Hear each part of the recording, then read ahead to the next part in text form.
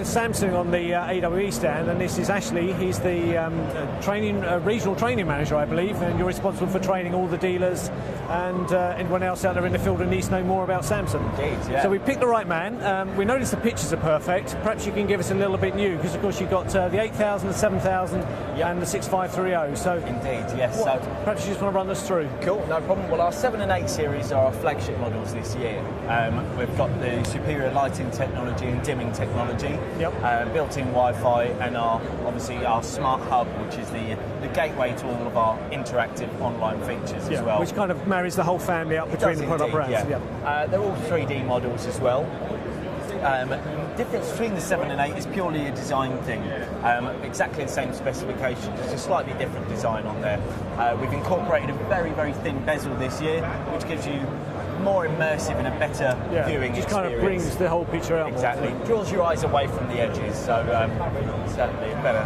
Tell us a little bit more about the contrast side, because traditionally now you get a set out the box, you turn it on, and it looks amazingly bright and stunning, but of course, once your eyes are starting to burn a little bit because it's too bright and too wrong, it's important to get the correct settings. Now, contrast and brightness have always been a difficult one to get right before, and you've taken it one step further, I believe. We have indeed, yeah. We've got a new bit of technology this year called micro dimming. Now, the way that it works is it splits the TV into 288 separate areas and allows you to control, or the chipset controls the contrast of those areas independently.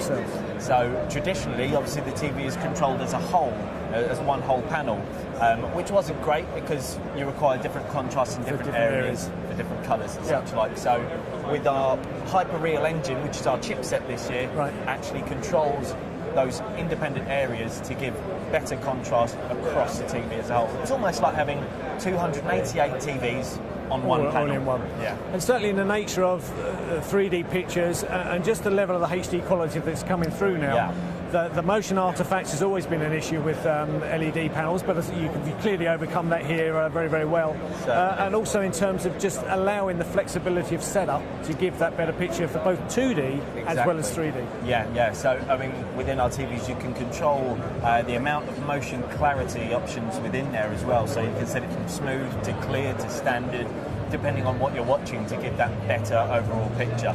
So the processing is then concentrated on motion or picture or brightness or whatever. Our Hyperreal engine allows you to do that.